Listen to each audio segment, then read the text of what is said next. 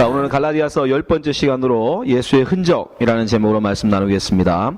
우리가 지난 시간까지 갈라디아서 1장 2장을 살펴보았습니다. 1장 2장의 내용은 그 바울이 자신이 진짜 사도다라는 것, 그리고 자기가 주장하는 이신칭이라는 것이 누구 사람에게서 배운 게 아니라 하나님의 계시로 말미암아 얻으신 것이다 라는 그런 그 자기의 복음의 정당성에 대해서 이제까지 변호했죠. 근데 이 3장부터, 오늘부터 배울 3장부터는 그 내용이 좀 변합니다. 앞에까지 1, 2장은 굉장히 소극적이고 변호적인 거였다라면 3장부터 시작되는 이 3장, 4장, 5장, 6장의 말씀들은 굉장히 적극적이고 공격적이에요. 그래서 말씀에 대한 자기 강하게 자기 주장을 이제부터 막 피력하기 시작해요. 그래서 여러분들이 오늘부터 이제 3장부터가 이제 적극적으로 이신칭의에 대한 바울의 그 신학, 바울의 그 주장을 펼치게 되는데, 우리가 이 3장부터 내용을 보기 위해서 먼저는 갈라디아 구조를 한번, 전체적인 구조, 갈라디아서가 어떻게 구성되어 있는지를 다시 한번 짚어보고 넘어가도록 하겠습니다. 자, 그림 보여주세요.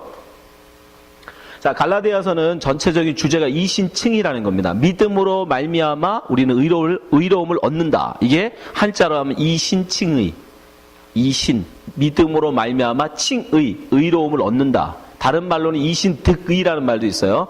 의로움을 그러니까 얻는다라는 것. 칭의는 칭해진다라는 거예요.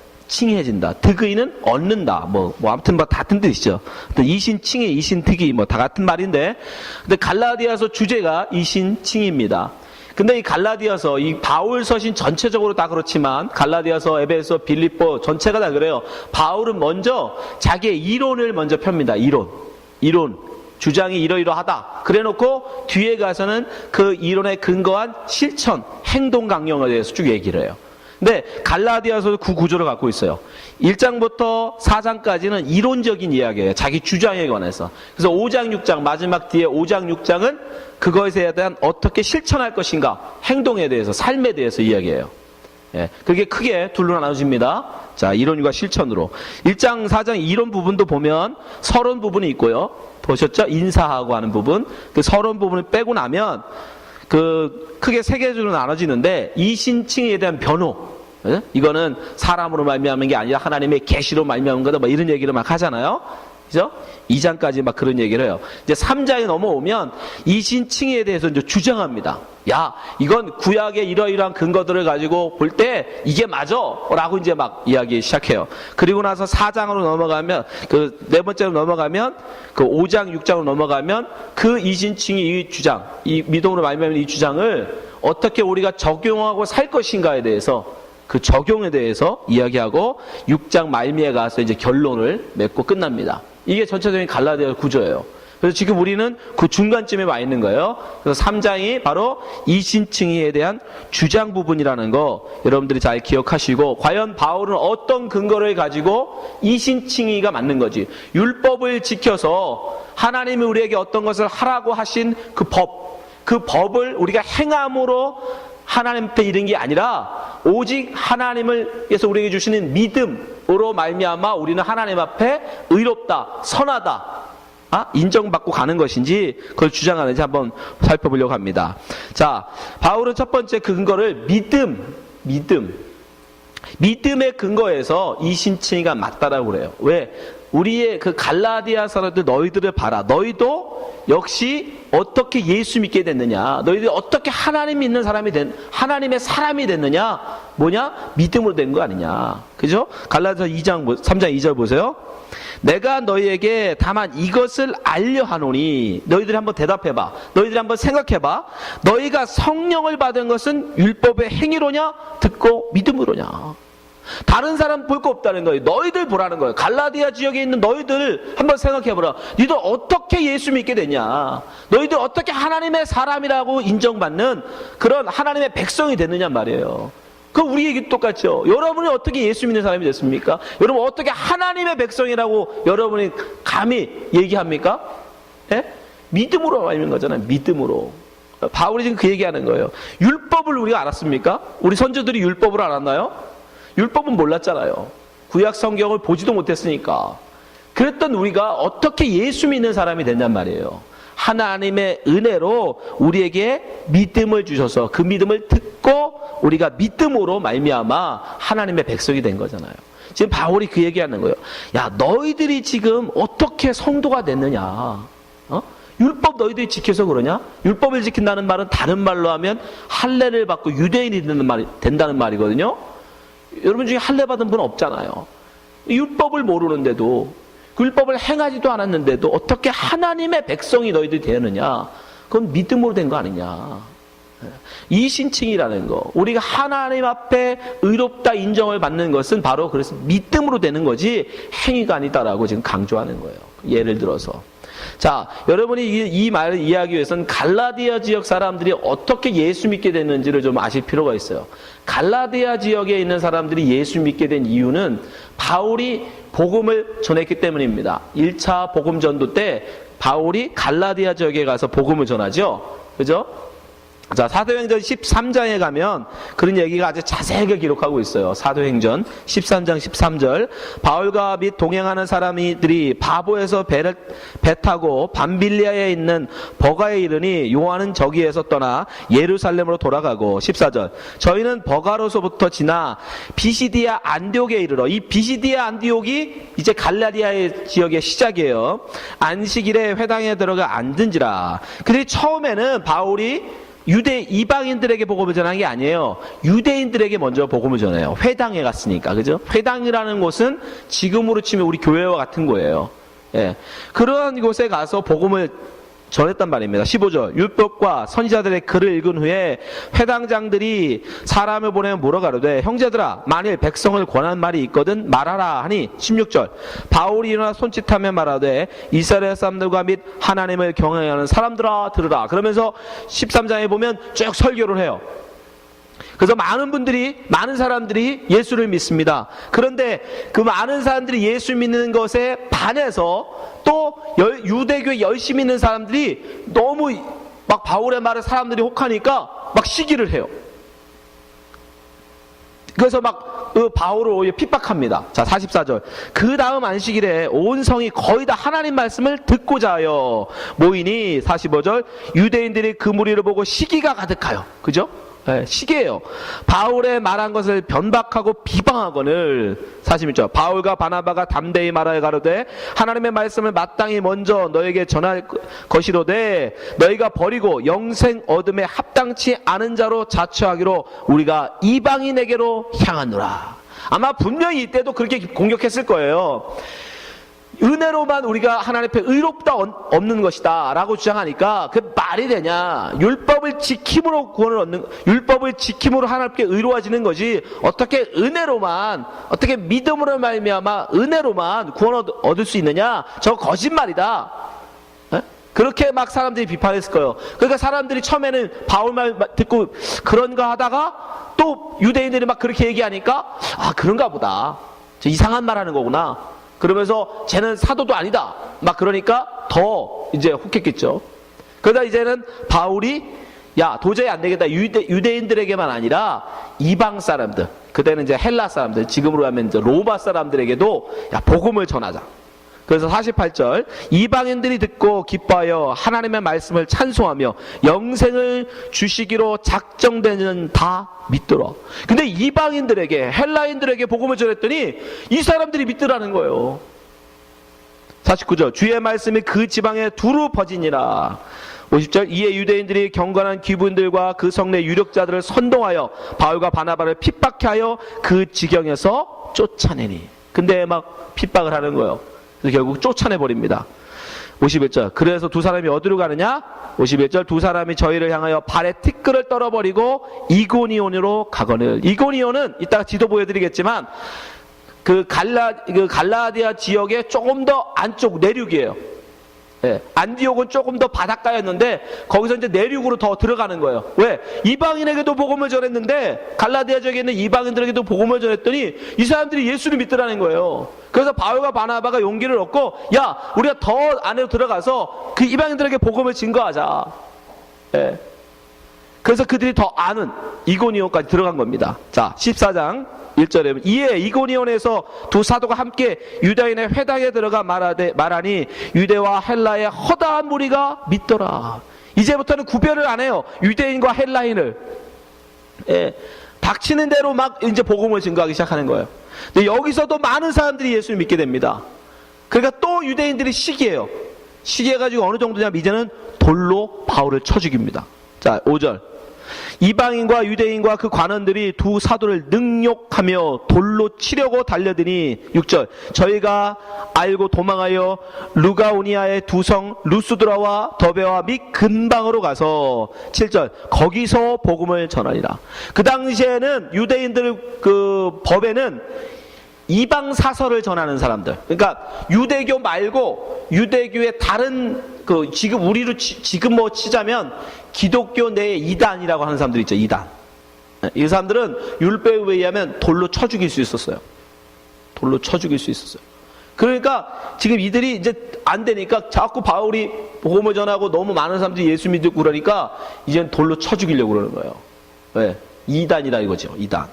그래가지고 돌로 쳐 죽이려고 하니까 이제 할 수 없이 이고니온에서 또 도망을 가서 루스드라와 더베 지역으로 내려갑니다. 근데 멀지 않은 지역이에요. 그쪽으로 가서 이제 복음을 전하게 돼요. 자, 한번 지도를 한번 보죠. 지금까지 나온 얘기들을 한번 잘 보시면 저쪽 오른쪽에 노란 쪽에 있는 지역이 안디옥이, 저기가 바로 바울이 목회하던 교회 안디옥이에요. 거기서 배를 타고 저 밑에 섬, 저기가 바보가 있는 섬이에요. 저 바보가 도시 이름입니다. 저 섬으로 갔다가 그 섬에서 올라간 데가 밤빌리아예요. 밤빌리아 지역, 거기에 이탈리아하고 버가가 있죠. 거기서 있다가 바로 위로에 비실리아라고 있는 노란색 그 지역부터가 저 위로가 갈라디아 지역이라고 그때 불렀어요. 그쪽을 갈라디아.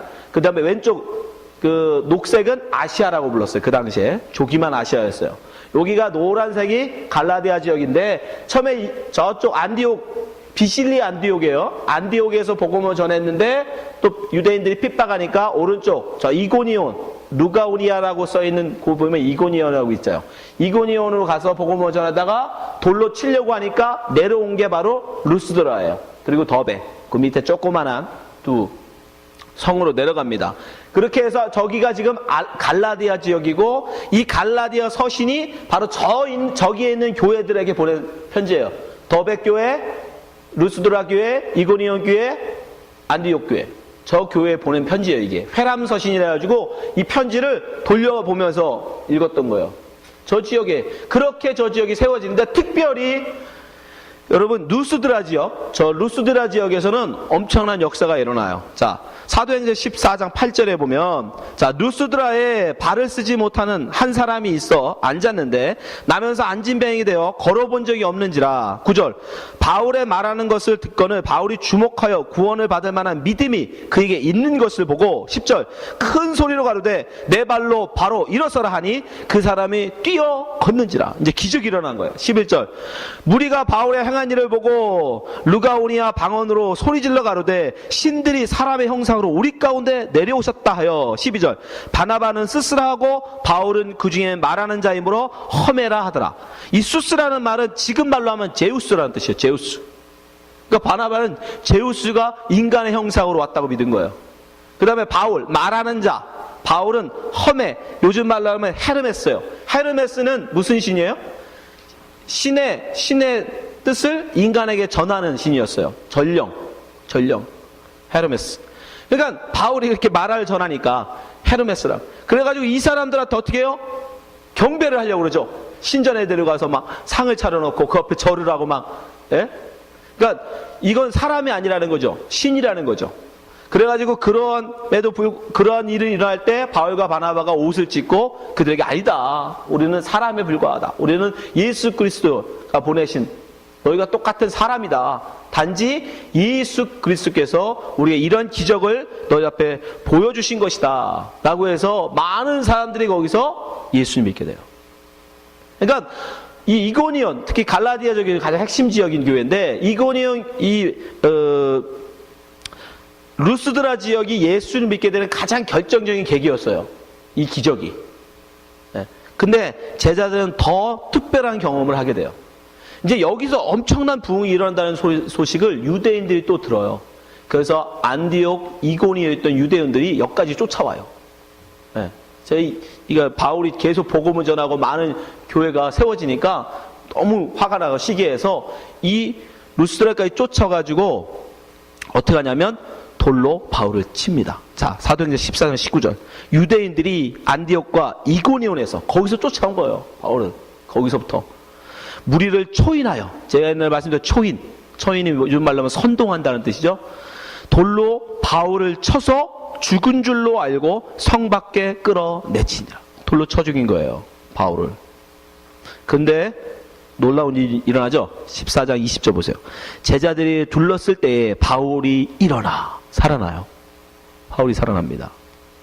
여러분, 돌로 쳐 죽였을 때 이 사람들이 기절한 걸 몰랐을까요? 알죠. 거의 죽은 거예요, 그땐. 죽었는데 여기서 일어났다는 건 단지 잠깐 기절했다 깨어났다는 뜻이 아니에요. 살아난 거예요. 죽었다가 살아나는 걸 이들이 보게 된 거예요. 예수 그리스도의 부활을 목격하듯 이들이 지금 부활을 목격한 거예요. 그걸 보여주시는 거예요, 일부러. 그래서 바울이 다시 살아나서, 바울도 대단하죠. 그 돌로 자기를 친 그 성으로 다시 들어가요. 성에 들어갔다가 이튿날 바나바와 함께 더베로 가서, 바울이 얼마나 열정적으로 복음을 전해는지 아시겠죠? 그렇게 복음을 전해서 그 안진뱅이가 일어나고 죽었던 바울이 다시 살아나는 그런 놀라운 기적을 보고 그들이 예수를 믿게 되고, 그렇게 세워진 교회가 바로 갈라디아 지역에 있는 교회들이에요. 그들이 예수를 믿게 된 거는 그런 하나님의 전적인 역사로 말미암은 거예요. 그죠? 아마 이 중에도 예수 믿는 결정적인 계기는 부흥회 가서 뭐 기적 보고 하신 분이 있을 거예요. 때때로 하나님은 우리에게 그렇게 역사하세요. 그게 너무 이상한 건 아닙니다. 나는 좀 뭔가 잘못된 거 아니에요. 처음에 우리가 아무것도 없기 때문에 우리가 전혀 말씀도 모르고, 특히 이 시대에 왜 이런 기적으로 하나님이 부르시냐면, 여러분 지금도 이런 기적으로 예수 믿기는 있기는 있지만 이것만으로 하나님이 역사하지는 않습니다. 왜냐하면 그 시대에는 신약 성경이 없었어요. 그래서 하나님이 직접 보여주시는 방법밖에 없었어요. 부활을 어떻게 얘기합니까? 부활을. 지금 우리가 성경이 있지만 그 시대 사람들은 눈으로 보여주는 것밖에 없어요. 죽은 자가 살아나고 안진뱅이가 일어나고 눈먼 자가 눈을 뜨고, 그래서 초대교회에 그렇게 많은 기적들이 있었던 거예요. 아무튼 근데 그 기적의 이유가 뭐예요? 근거가. 여러분, 바울이 기적을 소유했다고 생각하시면 안 돼요. 바울은 그 병든 사람만 갖다가 병든 사람이 있을 때 손만 얹으면 바울은 다 날 수 있는 사람이에요? 아니에요. 그런 사람 아니에요. 그러면 왜 디모데는 병을 안 고쳐줍니까? 왜 자기 병은 못 고쳐요? 하나님의 은혜예요. 그죠? 여러분, 이 신약에 나오는 이런 기적들은 그 사람이 가진 게 아니에요. 그 능력이 그 사람 깨인 게 아니에요. 의사가 병을 고치는 건 그 사람 능력이죠. 그죠? 병든 사람은 그 의사는 고칠 수 있잖아요. 어떤 그 병에 관해서는 그 의사가 지식을 갖고 그 기술이 있기 때문에 얼마든지 고칠 수 있어요. 그러나 여러분, 여기서 나오는 이런 기적들은 오늘 당장 했다가도 내일은 못할 수 있는 거예요. 왜? 하나님이 은혜로 부어줘야만 되는 거니까. 그러니까 결국 이런 기적으로 말미암아 그들이 하나님 앞에 왔다 할지라도 결국은 뭐예요? 하나님의 은혜예요. 은혜. 그 은혜로 말미암아 그들에게 믿음이 생긴 거란 말이에요. 제우스, 헤르메스나 믿던 그런 것들이나 쫓고 다니던 이방신이나 쫓던 이방인들이, 헬라인들이 어떻게 보이지도 아니하시는 하나님을 믿느냐 말이에요. 죽은 자가 살아나는 그 부활을 믿느냐 말입니다. 마찬가지 아니에요. 여러분, 성황당이 나무 앞에 가서 손바닥 발바닥 대도록 빌던 우리 한국 사람들이 어떻게 예수를 믿게 돼요? 돼지 머리 올려다 놓고 거기다 돈 찔러 놓고 손이 발바닥 대도록 빌면 풍랑 가운데도 내 배가 안전할 거라고 믿던 우리 조상들, 그분들에게서 어떻게 예수 믿는 우리가 나오냐고요. 하나님의 은혜예요. 우리의 행위로 말미암으면, 우리의 삶으로 말미암으면 우리 가운데 예수 믿을 수 있는 사람은 아무도 없어요. 여전히 우리도 돼지머리 갖다 놓고 그 앞에서 빌고 있겠죠. 큰 나무 앞에 가서 그 앞에서 빌고 있겠죠. 돌멩이 쌓아놓고. 그렇지 않습니까? 늘 보고 배운 게 그건데. 근데 하나님의 기적, 하나님의 능력으로 말미암아 하나님의 은혜 가운데 우리를 부르기를 작정하시고 우리에게 그 말도 안 되는 하나님의 놀라운 은혜를 경험하게 하시고 우리를 부르시더라는 거예요. 바울이 지금 묻는 거예요. 너희들 어떻게 예수 믿게 됐느냐 말이에요. 너희들 어떻게 하나님 앞에 나오게 됐느냐 말이에요. 하나님의 은혜라는 거예요. 너희들 삶으로 보면, 너희들의 모습으로 보면 어떻게 우리가 하나님 앞에 나갈 수 있어요? 저는 어릴 때부터 수없이 그만 보고 자랐어요. 물 떠다 놓고 보름만 되면 우리 어머니 떡 뒤집어 놓고 손바닥 발바닥 뒤집어. 제 취미가요, 학교 갔다 오면서 취미가 뭔지 아세요? 보름날 되면 동네 입구마다 그 던져놓는 이렇게 밥을 뒤집어 놓은 다음에 그 밑에 동전 20원 30원씩 던져놔요. 그거 모르시죠 여러분? 그 밥을 이렇게 살짝, 예, 이게 밥을 이렇게 채치면 거기에 10원 20원씩 같이 돈도 넣어요. 예, 저 여기 있는 집들은 100원짜리도 넣고. 제가 보름날은 그거 돌아다니는 게 취미였어요. 학교 갔다 오면서 동네 입구마다 다 해놓으니까 그런 걸. 예, 어떤 애들은 그거 뭐 조금 신성하고 뭐 이런 애들은 그거 건들지도 못해. 저는 어릴 때부터 있었나 봐. 별로 그런 게 별로 두렵지도 않았어. 예. 지금 우리가 어려서부터 여러분 보고 자란 게 그런 거 아닙니까? 예? 그런데 어떻게 우리가 예수를 믿느냐고요? 은혜라는 겁니다. 은혜. 바울이 지금 묻는 거예요. 너희가 어떻게 지금 하나님 앞에 있느냐? 율법으로 말미암아, 행위로 말미암아 있는 것이냐? 아니면 하나님의 은혜로 말미암아 믿음으로 너희들 서 있는 것이냐? 우리가 하나님의 은혜임을 여러분 잊어서는 안 돼요. 바울이 지금 그 얘기하는 거 아니에요? 갈라디아 3장 3절 보세요. 너희가 이같이 어리석으냐?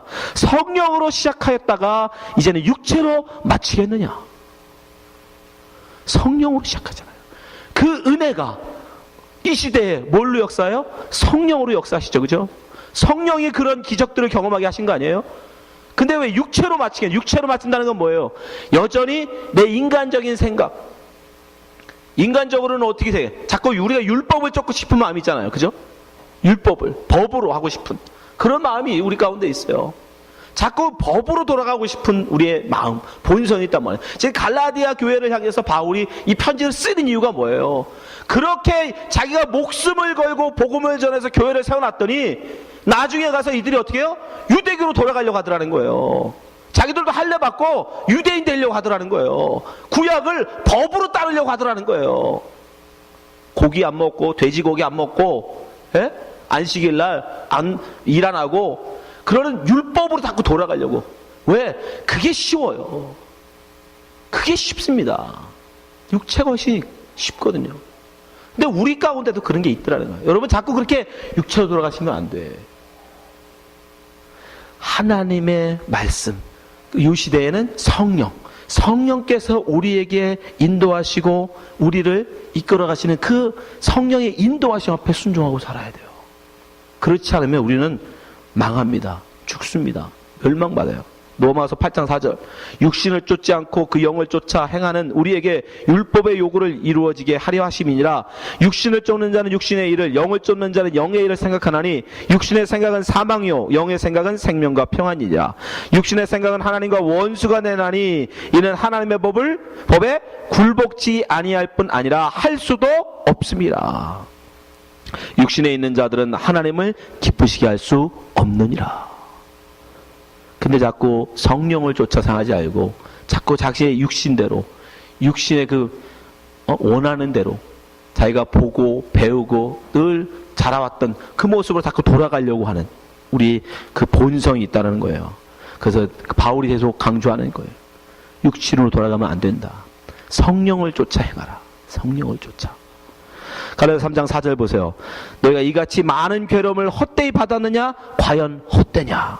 5절. 너에게 성령을 주시고 너희 가운데 능력을 행하신 이의 일이 율법이 행에서냐 듣고 믿음에서냐. 여러분 그렇게 바울이 복음을 전해서 루스드라 지역에 있는 더베 지역에 있는 그 많은 사람들 중에서 예수 믿는 사람들 초기의 삶이 어땠을까요? 쉽지 않았을 거예요.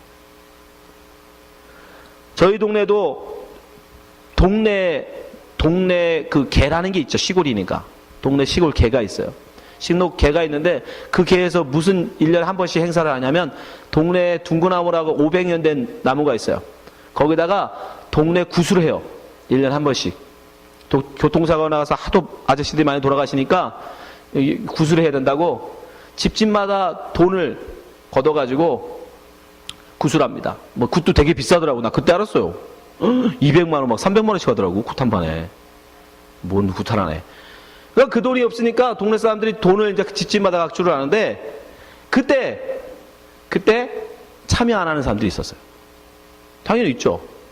그러면 어떻게 돼요? 예? 요즘 말로 왕따 당하는 거예요. 왕따 당하는 거예요. 그죠? 예. 동네가 좋은 일을 하자고 지금 하는데 그러나 내 신앙이 거기에 맞지 않으면 나는 그걸 믿지 않는데 거기서 나는 안 하겠습니다 라고 하게 되면 어떻게 되는 거예요? 수십 년 같이 보고 온 사람들이요 왕따 시켜버리더라니까요. 그 집은 그거 안 했다고 완전히 그 집하고는 친교를 안 해. 뭘 동네 무슨 일에 껴주지는 않으려고 그래. 요즘 시대에 제가 살았던 시대에도 그런데 하물며 예수를 2000년 전에 믿었던 그들은 어땠을까요? 모두가 그 로마의 그 신들을 막 섬기고 살던 그 시대에 자기는 예수 그리스도를 믿는 신앙으로 살겠다라고 하는 거. 여러분 그건 쉬운 게 아니에요. 지금 바울이 4절에 많은 괴로움을 이야기할 때 이 괴로움이란 바로 그걸 얘기하는 거예요. 이 시대도 마찬가지예요, 여러분. 이 시대에도 여러분이 다른 이 괴로움이라는 걸 다른 말로 하면 고난이거든요. 이 고난이라는 게 뭐냐면 예수를 믿음으로 말미암아 우리에게 찾아오는 고난이 있어요. 왜? 이 세상은 눈에 보이는 이 세상은 육을 쫓아 살기 때문에 하나님의 뜻을 쫓고자 살고자 하는 자는 반드시 핍박을 받게 돼 있어요. 왕따를 당해요. 그들로부터 따돌림을 당하게 돼 있어요. 왜? 자기들과는 다른 길을 가거든요. 그것을 얘기하는 거예요. 육적으로 하면 오히려 그들로부터 외면당하지 않을 수 있어요. 인정받을 수도 있어요. 그러나 우리가 믿음으로 말미암아 오직 하나님의 뜻, 성령께서 우리를 통하여 말씀하시는 그 말씀, 그게 하나님의 뜻이잖아요. 하나님의 뜻을 쫓아 이 땅에 살고자 하는 자는 반드시 이 세상으로부터 여러분 따돌림을 당하고 고난을 받게 돼 있어요. 믿음으로 산다는 걸 쉽게 생각하시면 오히려 율법으로 사는 게 더 쉽습니다. 여러분 우리가 저 앞에 있는 몰몬 애들을 막 뭐라 하잖아요. 여러분 교단적, 신학적으로 보면 말도 안 되는 교단이에요. 2단도 아닙니다. 저긴 2단도 아니고 한 9단, 10단쯤 돼요. 2단이라고 할 수도 없어. 여호와 증인들은 한 3단, 4단 정도라고 쳐줄 수 있지만 저기는 아예 성경도 몰몬경이라고 그래가지고 완전 다른 거예요. 우리랑은. 그런데 여러분 나가서 보면 저 사람들하고 우리하고 누굴 더 칭찬해요? 몰몬을 칭찬해요. 여러분. 몰몬은요 지나가다 펑크 나서 어려워하는 사람이 있으면 양복 입고 나와서도 무릎 꿇고 그거 다 고쳐줘요. 그리고 아무 말도 안 하고 가요. 우리 같으면 채다 못해 명함에다 꺼내주고 준옥교회 목사입니다. 그렇게라도 하고 가잖아. 왜? 교회 오라고. 우리가 당한 거예요. 저희 집사람이 길가에서 펑크 나서 애매고 있는데 나와가지고 차 세워놓고 너 왜 도와줄까? 그리고 자기가 펑크 난 거 타이어 체인지 해주고 가더래요. 여러분 세상적으로 율법으로 보면 저 사람들이 훨씬 우리보다 착하게 삽니다. 그렇잖아요? 여기 자신 있으세요? 몰몬이 얼마나 착한지 보실래요? 비교가 안 돼요. 못 이겨요. 왜? 그들은 그렇게 안 하면 죽는다고 생각하기 때문에. 그 법이 아니면 죽는다고 생각하기 때문에 그래요. 여호와 증인들이 왜 목숨 걸고 고업 전해요? 그거 안 하면 구원 못 받는다고 그러니까. 우리는 은혜라고 얘기하면, 사람들 입장에서 객관적으로 보면 은혜를 얘기하는 우리가 훨씬 더 세상적으로는 못나 보여요. 저건 뭐냐 저것들은? 은혜라고 말하고 행위도 없고 삶도 없고. 여러분 오히려 법으로 사는 게 쉬운 거예요. 네. 어려울 것 같지만 아니요. 그게 나아요. 그게 훨씬 쉬워요. 그게 우리 세상을 칭찬해줘요. 인정해줘요. 은혜로 사는 게 훨씬 어렵습니다. 이건 뭐 보이는 것도 없고 뭐 증거할 것도, 뭐 증명, 이게 보여줄 수 있는 것도 없고, 내가 볼 수 있는 것도 없고. 그래서 바울이 그걸 뭐라고 했냐면, 고난이라고 해요. 고난. 이 세상에 믿음으로 산다는 것, 그거는 그 자체가 고난이에요. 너무 어려운 거예요. 여러분, 바울은 우리에게 얘기해요. 너희가 믿음으로 말미암아 구원을 얻었다고 하면서 왜 다시 돌아가려고 하느냐. 너희가 믿음으로 말미암아 구원을 얻었는데 왜 다시 율법으로 돌아가려고 하냐. 법으로 돌아가려고 하느냐. 왜겠어요? 힘들기 때문에. 힘들기 때문에. 쉽지 않기 때문에. 우리도 마찬가지예요, 여러분. 우리의 지금 이 예배의 모습, 이게 뭐예요?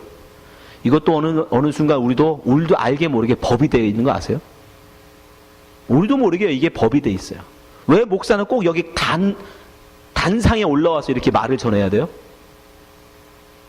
그게 안 그러면 뭐가 이상해. 그죠? 예? 여러분도 이상하지만 저도 이상해. 안 그러면. 저는 미국 교회 예배 오고 깜짝 놀랐어요. 지금 목사님은 좀 덜하신데 그전 목사님은 아예 청바지에 그냥 튀고 와. 그리고 설교를 하는 건지 얘기를 하는 건지 도대체 알 수 없는, 우리는 알게 모르게요 외형적인 것으로 자꾸 다른 사람을 평가해요. 바울이 그들을 그런 모습, 그런 신앙의 모습을 가지고 뭐라고 하는지 아세요? 어리석다라고 해요. 자, 갈라디아 3장 1절 보세요. 어리석도다 갈라디아 사람들아, 예수 그리스도께서 십자가에 못 박히신 것이 너희 눈앞에 밝히 보이거늘 누가 너희를 꾀더냐. 예수 그리스도 십자가, 다른 말로 하면 은혜라는 거예요. 은혜. 자, 갈라디아 2장 21절에 말씀하고 있죠. 내가 하나님의 은혜를 패하지 아니하노니, 은혜라는 단어가 어디로 연결되는지 보세요. 만일 의롭게 되는 것이 율법으로 말미암으면 그리스도께서 헛되이 죽으셨느니라.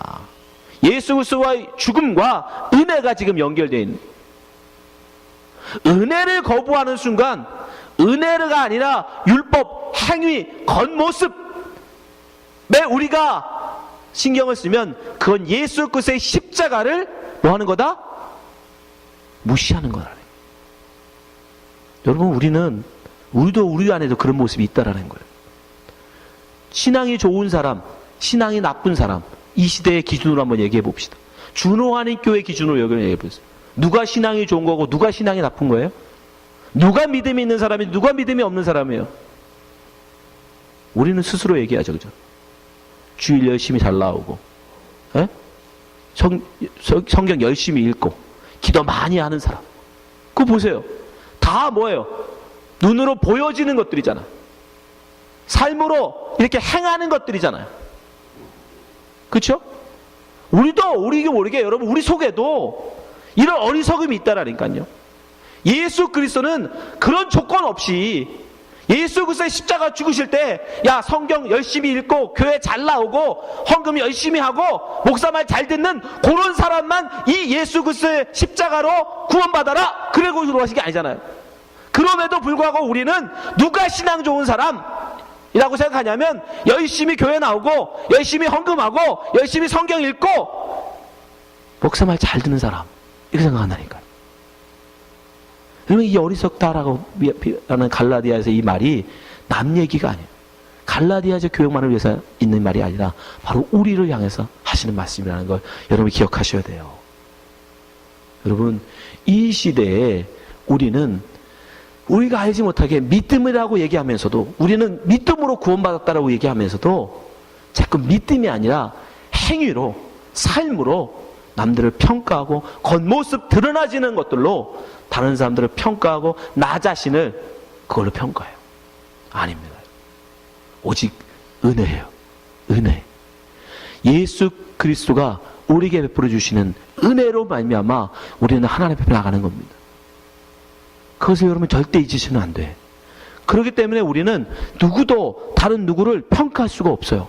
왜? 모르기 때문에.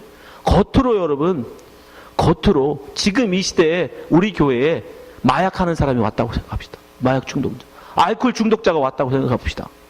여러분 어떻게 보겠어요? 야, 제가 무슨 예수 믿고 구원을 얻어. 저 사람 말은 믿을 수가 없어. 그렇게 생각하지 않겠어요? 여러분 그 사람을 우리 직분자로 인정할 수 있겠어요? 우리 집사로. 아니 여러분 그런 사람 여러분 목사로 인정할 수 있어요? 근데 예수님 당시에 누구를 친구로 삼았어요? 바로 세리, 창녀. 이 시대에 우리가 죄인들이라고 보고 있는 그런 사람들을 예수님은 뭐라고 했어요? 친구다라고 얘기하셨단 말이에요.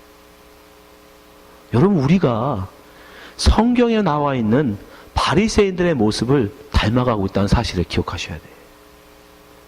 어느 순간 우리는 내가 신앙을 좀 한다, 내가 열심히 신앙생활 한다라는 순간 자기의 기준, 인간적인 기준을 가지고 은혜라는 걸 아니에요.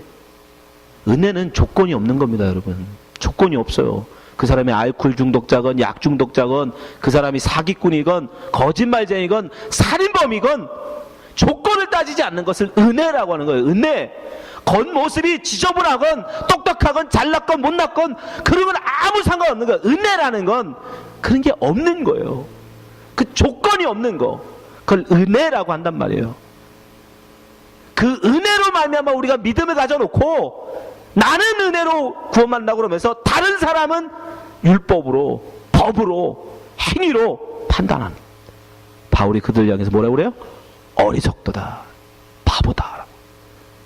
기억하세요. 여러분, 우리는 오직 은혜로 이 세상을 살아가야 돼요. 다른 사람들에게도 역시 마찬가지입니다. 은혜로 살아야 돼요.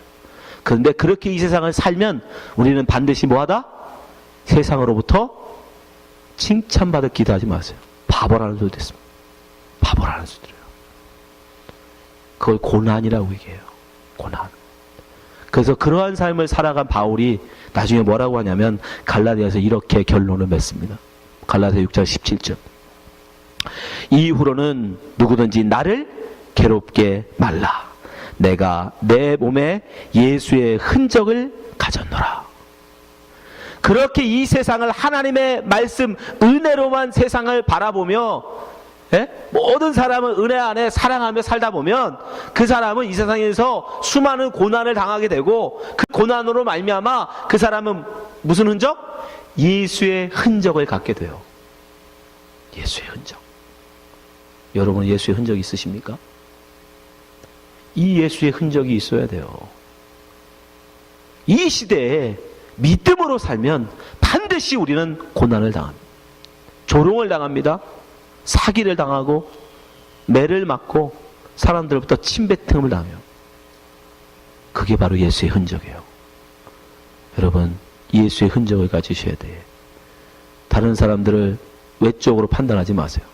오직 은혜로 하나님 우리를 구원하셨기에 다른 사람도 은혜로 구원하신다는 사실 기억하시고 우리는 오직 하나님의 은혜가 아니면 누구도 하나님 앞에 설 수 없다는 사실 인정하시고 날마다 하나님의 은혜를 구하시는 여러분 되시기 바랍니다. 그래서 이 마지막 시대에 예수의 흔적을 가지시는 여러분 되시기 바랍니다. 기도하겠습니다.